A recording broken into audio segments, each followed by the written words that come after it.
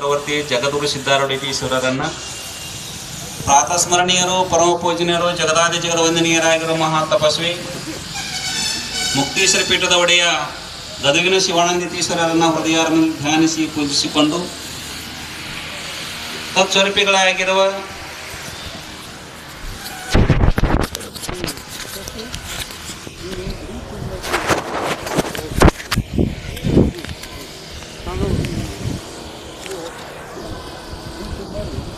ಮಹಾದೀರ್ಘ ವೈರಾಗ್ಯ ನಿಧಿ ಸೋಮನಕೊಪ್ಪದಪುರದೊಡೆಯ ಪೂರ್ಣಾನಂದತೀಶ್ವರರ ಕರ್ತುಗದಗಿಗೆ ದೀರ್ಘದ ನಮಸ್ಕಾರೋಪವನ್ನು ಸಲ್ಲಿಸಿ, ಯಾವ ಕೋಟಿ ಜಪಯಜ್ಞ ಹರಿಕಾರ ತ್ರಿವಿಧ ದಾಸೋಹ ಮೂರ್ತಿ ಭಕ್ತರ ತನುಮನದಲ್ಲಿ ಸದಾ ಪೂಜೆಗೊಳ್ಳುತ್ತಿರುವ ಎನ್ನ ಆರಾಧ್ಯ ದೈವ ಜಗದ್ಗುರು ಸಿದ್ಧಾಂತಪ್ಪಂಗಳ ಕರ್ತುಗದಗಿಗೆ ದೀರ್ಘದ ನಮಸ್ಕಾರೋಪವನ್ನು ಸಲ್ಲಿಸಿ, ಕಾರ್ಯಕಧಿಷ್ಠಾನ ಮೂರ್ತಿ ಪರಮಾತ್ಮ ವಂದಿಸಿ ಆದಿಶಕ್ತಿ ಮಹಾಮಾತೆಯಲ್ಲಿ ದೀರ್ಘ ನಮಸ್ಕಾರ ಸಲ್ಲಿಸುತ್ತಾ, ಯಾವ ವಿಶ್ವಶಾಂತಿಗಾಗಿ ನಡೆಯಲಿರುವ 12ನೇ ವರ್ಷದ ಕೋಟಿ ಜಪಯಜ್ಞ ಕಾರ್ಯಕ್ರಮದ ಇವತ್ತಿನ ಒಂದು ಶುಭ ಗಳಿಗೆಯಲ್ಲಿ ವೇದಿಕೆ ಮೇಲೆ ವಿರಾಜಮಾನರಾಗಿರುವ ಪರಮ ಪೂಜ್ಯ ಶ್ರೀಮಠದ ಒಡೆಯರು, ಹದಿಳು ಹೃದಯದವರಾಗಿರುವ ಪರಮ ಪೂಜ್ಯ ನೂತನ ಶಿವಾನಂದ ಪಳಚರಣಕ್ಕೆ ನಮಸ್ಕಾರೋಪವನ್ನು ಸಲ್ಲಿಸಿ, ಅದೇ ರೀತಿಯಾಗಿ ಕಾರ್ಯಕ್ರಮದಲ್ಲಿ ಭಾಗಿಗಳಾಗಿ ನಿಮ್ಮೆಲ್ಲರಿಗೆ ದಿವ್ಯವಂತ ದರ್ಶನ ಆಶೀರ್ವಚನವನ್ನು ಕರುಣಿಸಲಿರುವ ಪರಮ ಪೂಜ್ಯ ಶ್ರೀಮನ್ ನಿರಂಜನ ಪ್ರಣವ ಸ್ವರೂಪಿ, ಯಾವ ಬೈರ್ನಟ್ಟಿಯಿಂದ ಆಗಮಿಸಿ ನಿಮ್ಮೆಲ್ಲರಿಗೆ ಕರುಣೆಯ ಗುಣವನ್ನೇ ಆಧಾರವಾಗಿಟ್ಟುಕೊಂಡು ಕರುಣ ಸದಾ ಕೋಡಿ ಒಳೆಯುವ ಕಟಾಕ್ಷದ ಪರತತ್ವ ಆಲಾಪದ ಅನ್ನುವಂತೆ ಯಾವ ನಮ್ಮ ಅಪ್ಪಂಗಳು ಭಾಳ ಕರುಣಾಮೂರ್ತಿಗಳು. ನಾವು ಪ್ರತಿ ವರ್ಷ ಇದೇ ಮಾರ್ಗದಿಂದ ಹುಬ್ಬಳ್ಳಿ ಸಿದ್ಧಾರೂಢರ ಪಾದಯಾತ್ರೆ ಹೋಗ್ತೀವಿ. ಅಂತಹ ಸಮಯದೊಳಗೆ ಮಧ್ಯಾಹ್ನ ಸಮಯ ಮಹಾಪ್ರಸಾದ ಇರ್ತದೆ. ತಾವೇ ಬಂದು ಎಲ್ಲ ಬಂದಂಥ ಭಕ್ತಾದಿಗಳಿಗೆ ಪ್ರಸಾದವನ್ನು ತಾವು ಅಮೃತಹಸ್ತದಿಂದ ನೀಡ್ತಾರೆ. ಅಂಥ ಒಂದು ಯಾವ ದೊರೆ ಸ್ವಾಮಿ ಮಠದ ಶ್ರೀಪೀಠದ ಒಡೆಯರಾಗಿರೋಂಥ ಯಾವ ಶಾಂತಲಿಂಗ ಮಹಾಶಿವಪ್ಪಳ ಚರಣಕ್ಕೆ ನಮಸ್ಕಾರೋಪವನ್ನು ಸಲ್ಲಿಸಿ, ಅದೇ ರೀತಿಯಾಗಿ ಯಾವ ಇವತ್ತು ವಿಶೇಷವಾಗಿ ಆಮಂತ್ರಿತಗೊಂಡಿರುವ ನಿನ್ನೆ ಬಂದಿದ್ದರು, ಆದರೆ ಮೇಘರಾಜನ ಕೃಪಾದಿಂದ ಅಪ್ಪ ಅವರು ಮತ್ತೆ ಬೆಳಗ್ಗೆ ಬರ್ತಾನೆ ತಿಳ್ಕೊಂಡು ಹೇಳಿ ಹೋದರು, ಮತ್ತೆ ಬಂದಾರ. ಅಂಥ ಯಾವ ಬಸವ ಸಮರ್ಥ ಮಹಾಸ್ವಾಮಿಗಳ ಚಿರಂಜೀವಿ ಅವರ ಚರಣಕ್ಕೆ ನಮಸ್ಕಾರೋಪವನ್ನು ಸಲ್ಲಿಸಿ, ಅದೇ ರೀತಿ ಈ ಕಾರ್ಯಕ್ರಮದಲ್ಲಿ ಅಧ್ಯಕ್ಷರಾಗಿರುವ ಅನುವಾಲದ ಶ್ರೀಪೀಠದ ಒಡೆಯರಾಗಿರುವ ಕೈಲಾಸಪತಿ ಶ್ರೀಗಳ ಚರಣಕ್ಕೂ, ಅದೇ ರೀತಿಯಾಗಿ ಮಹಾಮಾತಾಜಿಯವರಾಗಿಂಥ ಶ್ರೀದೇವಿ ತಾಯಿಯರಲ್ಲಿಯೂ ಸಚ್ಚಿದಾನಂದ ಪೌರಪ ಚರಣಕ್ಕೂ, ಅದೇ ರೀತಿಯಾಗಿ ಯಾವ ಮಾತಾಶ್ರೀಯವರ ಪಾದಕ್ಕೂ, ಹಾಗೆ ಯಾವ ನಮ್ಮ ಪಂಚಾಕ್ಷರ ಗವಾಯಿಗಳಲ್ಲಿಯೂ ವೀರಪ್ಪ ಶಾಸ್ತ್ರಿಜಲ್ಲಿ ನಮ್ಮ ಅವಧೂತ ಶಿವಪುತ್ರಪ್ಪನವರಲ್ಲಿಯೂ, ಅದೇ ರೀತಿ ಈ ಕಾರ್ಯಕ್ರಮದಲ್ಲಿ ಎಲ್ಲ ನಾಡಿನಾದ್ಯಂತ ಈ ಸುದ್ದಿ ಮಾಧ್ಯಮವನ್ನು ಹಂಚಿಕೊಂಡಂಥ ಯಾವ ನಮ್ಮ ಶ್ರೀಕಾಂತನ ಬಿಲಿಕೆರೆ ಅವರಿಗೂ, ಅದೇ ರೀತಿಯಾಗಿ ಕಾರ್ಯಕ್ರಮದಲ್ಲಿ ಭಾಗಿಗಳಾಗಿರುವ ಶ್ರೀಮಠದ ಕಾರ್ಯಾಧ್ಯಕ್ಷರನ್ನ ಮೊದಲು ಮಾಡಿಕೊಂಡು ಎಲ್ಲ ಸರ್ವ ಸದಸ್ಯರಲ್ಲಿಯೂ, ಹಾಗೆ ಕುಳಿಗೇರಿ ಕ್ರಾಸ್ ಹಾಗೂ SK ಖಾನಾಪುರದ ಹಾಗೂ ಸುತ್ತಮುತ್ತಲ ಗ್ರಾಮದಿಂದ ಸೋಮನಕೊಪ್ಪದ ಭಕ್ತಾದಿಗಳನ್ನ ಮೊದಲು ಮಾಡಿಕೊಂಡು ಆಗಮಿಸಿರುವ ಎಲ್ಲ ಶರಣ ತಂತ್ರಗಳಿಗೆ ಶರಣಾರ್ಥಿಗಳು ಹೇಳ್ತಾ, ಈಗಾಗಲೇ ಸಮಯ ಭಾಳಷ್ಟು ಆಗ್ಯದ. ಆದರೂ ಸಹಿತ ಅಪ್ಪವರು ಎಲ್ಲ ಮಹಾತ್ಮರು ಬಂದಾರಂದ್ರೆ ಒಂದೆರಡು ಅಮೃತವಂತ ವಾಣಿಗಳನ್ನು ಭಕ್ತರಿಗೆ ತಿಳಿಸ್ಬೇಕಂತ ತಿಳ್ಕೊಂಡು ಇಚ್ಛೆಯಿಂದ ನೂತನ ಶಿವಾನಂದಪ್ಪಳು ಆಜ್ಞೆ. ಅವ್ರು ಹೆಂಗಂದ್ರೆ ಜಜ್ಮೆಂಟ್ ಅಂದ್ರೆ ಜಜ್ಮೆಂಟು,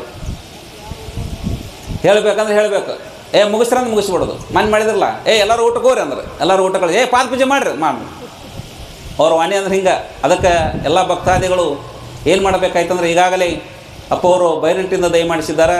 ಜೊತೆಗೆ ನಮ್ಮ ಬಸವ ಸಮರ್ಥ ಅಪ್ಪ ಅವರು ನಿಮಗೆಲ್ಲ ಗೊತ್ತದ, ಭಾಳ ಶಿಸ್ತುಬದ್ಧವಾಗಿ ನೀವೆಲ್ಲ ಕುಳಿತುಕೊಂಡಿರಿ.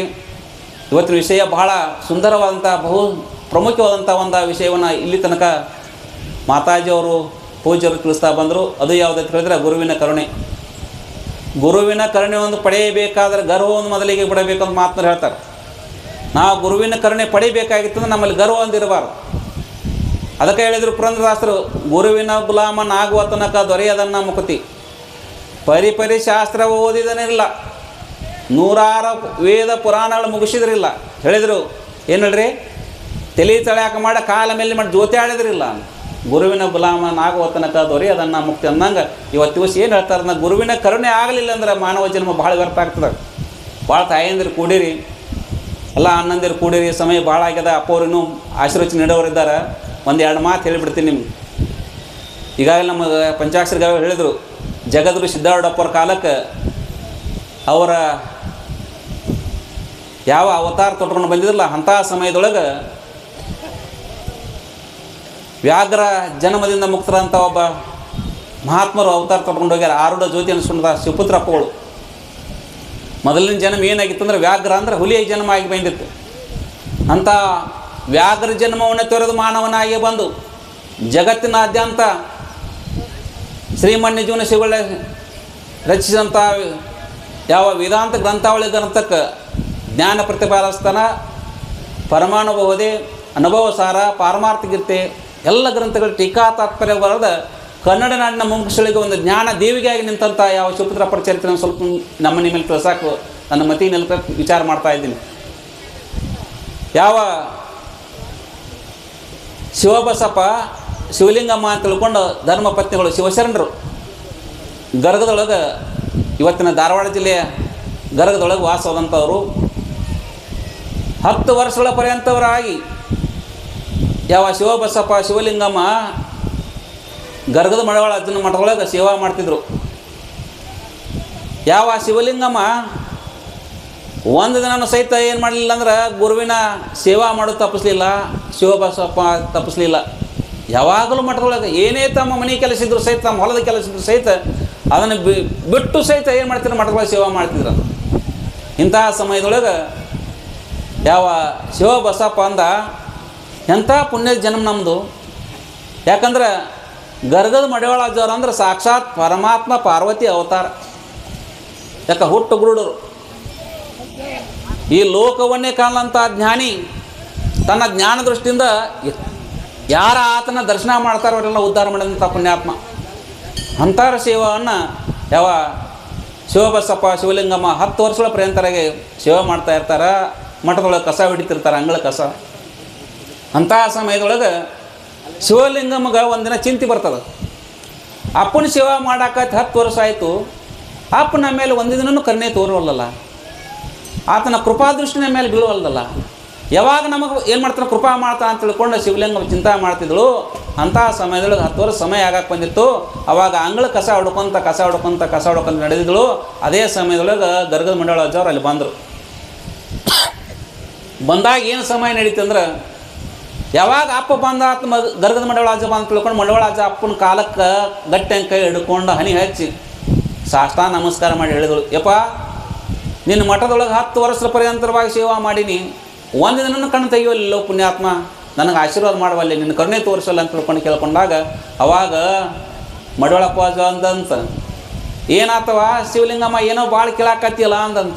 ಯಪ್ಪ ಹೆಣ್ಣಿನ ಜನ್ಮಿದು 10 ವರ್ಷ ಪರ್ಯಂತ ಆತೀನಿ ಸೇವಾ ಮಾಡಾಕತ್ತೀನಿ, ಮನೆ ಒಳಗೆ ಒಂದು ಪುತ್ರ ಸಂತಾನ ಇಲ್ಲ, ಒಂದು ಫಲ ಅಪೇಕ್ಷೆ ಪಡಿಬೇಕಂತ ತಿಳ್ಕೊಂಡು ಎಷ್ಟೋ ವರ್ಷ ಸೇವಾ ಮಾಡಿ ಸಹಿತ ನೀವು ಒಂದಿನ ಕರುಣೆ ತೋರ್ಲಿ ಗುರುನಾಥ, ಅದಕ್ಕೆ ಇವತ್ತು ದಿವಸ ನಿನ್ನ ಹತ್ತಿರ ಫಲ ಬೇಡಬೇಕಂತ ತಿಳ್ಕೊಂಡು ಪಾದ ಹಿಡ್ಕೊಂಡಿನಿ, ಫಲ ಕೊಡ್ತಂದ್ರೆ ಹೇಳ್ತೀನಿ ಅಂದಳಂತ. ಯವ್ವ ಇದಕ್ಕೆ ಗುರುವಿನ ಏನು ಭಕ್ತಿ ಅಂತಾರೆ, ಇದಕ್ಕೆ ಮಾಡಿದ್ರೆ ಗುರುವಿನ ಏನೋ ಆಶೀರ್ವಾದ ಅಂತಾರೆ.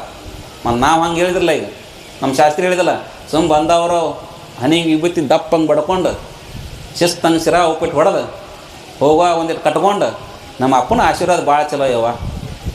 ನಮ್ಮ ಅಪ್ಪನಂತ ಅಪ್ಪನ ಇಲ್ಲ ಅಂದ್ರೆ ಇದು ಏನು ಗುರುವಿನ ಕರುಣೆ ಅನಿಸೋಳಂಗಿಲ್ಲ ಇದು. ಅದಕ್ಕೆ ಅವತ್ತು ದಿವಸ ಶಿವಲಿಂಗಮ್ಮ ಪಾದ ಗಟ್ಟಿ ಹಿಡ್ಕೊಂಡು ಪಾದವನ್ನೇ ತೋರಿಸ್ಬಿಟ್ಟು ಕಣ್ಣೀರಿನಿಂದ. ಅವಾಗ ಮಡಿವಾಳ ಅಜ್ಜವ್ರು ಅಂದ್ರಂತ, ಅಲ್ವಾ ಇಲ್ಲಿ ಪರ್ಯಂತೊಳಗೆ ಏನೂ ಕೇಳಲಾರ್ದಾಗ ಇವತ್ತು ಕೇಳಿ ಅಂದ್ರೆ ನಾ ಕೊಡಲಾರ್ದು ಇರ್ತೀನೇನೋ, ಹೇಳು ನಿನ್ಗೆ ನಿಜವಾಗಿ ಏನಾಗ್ತದೆ ಆಶೀರ್ವಾದ ಮಾಡಿ ಅಂತ ತಿಳ್ಕೊಂಡು ಗದ್ದಿಗೆಯಾಗಿಂದ ತೊಗೊಂಡು ಬಂದು ಒಂದು ಕಾರ್ಯಕಂತ್ರ ಉತ್ತತ್ತಿ ಅಂತಿಲ್ಲ ಬಂದು ಆ ಶಿವಲಿಂಗಮ್ಮನ ಉಡಿಯಾಗ ಹಾಕಿದರು. ಅದರ ಸಮೀಪದಲ್ಲಿದ್ದಂಥ ಶಿವಬಸಪ್ಪ, ಯಪ್ಪ ಏನೋ ಇವತ್ತು ನಿನ್ನ ಕೃಪಾದೃಷ್ಟಿ ಆಯ್ತಲ್ಲ, ನಮ್ಮ ಮೇಲೆ ಕಣ್ಣು ತೆರೆದಲ್ಲ ಪುಣ್ಯಾತ್ಮ ತಿಳ್ಕೊಂಡು ಆತನು ಸಹಿತ ಏನು ಮಾಡ್ದ, ಪಾದ ಹಿಡ್ಕೊಂಡು ನಮಸ್ಕಾರ ಮಾಡಿ ಮನೆಗೆ ಹೋದ. ಹೋಗೋರೊಳಗಾಗಿ ಏನಾಗಿತ್ತಂದ್ರೆ ಅವತ್ತು ಸಂಜೆ ರಾತ್ರಿ ಹೊತ್ತಿನೊಳಗೆ ಶಿವಶರಣರಿಗೆ ಸ್ವಪ್ನ ಬಿತ್ತು. ಸ್ವಪ್ನದೊಳಗೆ ಏನಾಗಿತ್ತಂದ್ರೆ ಕಾರ್ಯದೊಳಗೆ ಪರಮಾತ್ಮನೇ ನಿನಗೆ ಏನಾಗಿದೆ, ನಿನ್ನ ಗರ್ಭದೊಳಗೆ ಪುತ್ರನಾಗಿ ಬರ್ತೀನಿ ಅಂತ ತಿಳ್ಕೊಂಡು ಏನು ಮಾಡಿದ, ಸ್ವಪ್ನದೊಳಗೆ ಕಾಣಿಸ್ಕೊಂಡ ಸಾಕ್ಷಾತ್ಕಾರ ತಂದು. ಅದೇ ಗರ್ಭದ ಮಂಡಳಪ್ಪನ ಆಶೀರ್ವಾದದಿಂದ ಯಾವ ಉತ್ತತ್ತಿಯನ್ನು ಸೇವಿಸಿದಂಥ ಶಿವಲಿಂಗಮ್ಮನ ಗರ್ಭದೊಳಗೆ ಶಿವಪುತ್ರ ಅಪ್ಪ ಅವರು ಅವತಾರ ತೊಡ್ಕೊಂಡು ಬಂದರು. ಶಿವಪುತ್ರನ ಶಿವ ಪರಮಾತ್ಮ, ಪುತ್ರನ ಮಗ ಪರಮಾತ್ಮನೇ ಮಗನಾಗಿ ಆ ಶಿವಲಿಂಗನ ಗರ್ಭದೊಳಗೆ ಉದರದೊಳಗೆ ಜನಿಸಿ ಬಂದು ಮುಂದೆ ಏನು ಮಾಡಿ ಗರ್ಗದ ಮಂಡಳಪ್ಪನ ಆಶೀರ್ವಾದ ಪಡ್ಕೊಂಡು ಮಂಡಳಪ್ಪ ಆಶೀರ್ವಾದ ಮಾಡಿದ್ರಂತ ನೋಡು, ಶಿವಲಿಂಗಮ್ಮ ಇವ್ ಜಗತ್ತು ವಿಖ್ಯಾತಿ ಆಗತ್ತಾನ, ನನ್ನ ವರದಿಂದ ಹುಟ್ಟ್ಯಾನಂದ್ರೆ ಇವ ಶಿವಪುತ್ರ ಜಗತ್ತಿಗೆ ಏನಕ್ಕನ ಪರಮಾತ್ಮ ಪುತ್ರ ಇವ ತಿಳ್ಕೊಂಡು ಆಶೀರ್ವಾದ ಮಾಡಿದಂಥ ಇದು ಗುರುವಿನ ಕರುಣೆ ಪಡೆಯುವಂಥ ರೀತಿಯಾದ ಪುಣ್ಯಾತ್ಮರೇ. ಅದಕ್ಕಾಗಿ ನೀವು ಭಾಳ ಅಪ್ಪವ್ರ ಶ್ರದ್ಧಾಂದ ಅಪ್ಪವ್ರ ಸೇವೆ ಮಾಡಿದವ್ರದ್ರಿ. ಯಾಕಂದ್ರೆ ಅಪ್ಪವ್ರು ಈ ನಾಡಿನೊಳಗೆಲ್ಲ ನಡೆದಾಡಿ ಭೂಮಿಯನ್ನೇ ಪಾವನ ಮಾಡ್ಯಾರ. ಮಹಾ ತಪಸ್ವಿ, ವೀರಾಗಿನಿ, ಜಗದ ಪೂರ್ಣಾನಂದವ್ರು ನಡೆದಂಥ ಪುಣ್ಯ ಸ್ಥಳ ಇದು. ಇಂಥ ಪುಣ್ಯ ಸ್ಥಳ ನೀವೆಲ್ಲರೂ ತನ್ನ ಮನಧನದಿಂದ ಈಗಾಗಲೇ ನಮ್ಮ ಕಮಿಟಿಯವರು ಸಾಕಷ್ಟು ಭಕ್ತರನ್ನೆಲ್ಲ ಹೆಸರು ಹೇಳ್ಯಾರ. ಇನ್ನೂ ಹೇಳಿಸ್ಕೊಳ್ಳಾರ್ದು ಎಷ್ಟೋ ರೀತಿಯಿಂದ ಗುಪ್ತ ರೀತಿಯಾಗಿ ಪ್ರತ್ಯಕ್ಷವಾಗಿ ಪರೋಕ್ಷವಾಗಿ ಈ ಕಾರ್ಯಕ್ರಮಕ್ಕೆ ನೀವೆಲ್ಲ ಸಹಾಯಧನ ಪಡ್ಕೊಂಡಿರಿ ಮಾಡಿರಿ. ಅದಕ್ಕಾಗಿ ಇದು ಎದಕ್ಕಾಗಿ ಮಾಡಬೇಕಾಯ್ತಂದ್ರೆ ಗುರುವಿನ ಕರುಣೆಗಾಗಿ ನಾವೆಲ್ಲ ಮಾಡುವಂಥ ಇಂಥ ಸತ್ಕಾರ್ಯದ. ಅದಕ್ಕಿಂತ ಸತ್ಕಾರ್ಯೊಳಗೆ ನಾವೇನು ಮಾಡಬೇಕಾಗಿತ್ತಂದ್ರೆ ಅಂಥ ಗುರುವಿನ ಕರುಣೆಯನ್ನು ಪಡ್ಕೊಂಡು ಈ ಮಾನವ ಜನ್ಮವನ್ನು ಸಾರ್ಥಕ ಮಾಡಿಕೊಳ್ಳುವಂಥ ಉದ್ದೇಶದ ಆ ನಿಮಿತ್ತದಿಂದ ಈ ಜಗತ್ತಿನಾದ್ಯಂತ ಸಂಚಾರ ಮಾಡುವಂಥ ಜಗದರು ಶ್ರದ್ಧಾನಂದಪ್ಪ ಅವರು ಹಳ್ಳಿಗೆ ಹಗಲೆನ್ನರದ ರಾತ್ರಿ ಅನ್ನರದ ಮಳೆಗಾಲ ಚಳಿಗಾಲ ಬೇಸಿಗೆಗಾಲ ಅನ್ನೋದ 3 ಕಾಲಗಳನ್ನು ಮೀರಿ ಜಗತ್ತಿನಾದಂಥ ಈ ಜನರು ಯಾವಾಗ ಉದ್ಧಾರ ಆದವರು ಯಾವಾಗ ಪಾವನರಾದವರು ಅಂತ ತಿಳ್ಕೊಂಡು ತನ್ನ ಕರುಣೆಯನ್ನು ನಮ್ಮ ಮೇಲೆಲ್ಲ ಕೃಪಾದೃಷ್ಟಿಯನ್ನು ಬೀರೋಗಿದ್ದನ ಪುಣ್ಯಾತ್ಮ. ಅಂಥ ಪುಣ್ಯಾತ್ಮರ ಒಂದು ಕೃಪಾದೃಷ್ಟಿಯನ್ನು ಪಡ್ಕೊಂಡಂಥ ನಾವು ನೀವೆಲ್ಲರೂ ಉಸಿರಿರುವ ಪರ್ಯಂತರವಾಗಿ ಗುರುವಿನ ಇಂಥ ಸತ್ಕಾರ್ಯಗಳಲ್ಲಿ ಭಾಗಿಗಳಂಥ ಸದ್ಬುದ್ಧಿ ಸದ್ಗುರುನಾಥ ನಮ್ಮ ನಿಮ್ಮ ಕೊಟ್ಟು ಕಾಪಾಡಲಿ ಹೇಳ್ತಾ 2 ಮಾತಿಗೆ ವಿರಾಮ ಹೇಳ್ತಾ ಇದ್ದೀನಿ.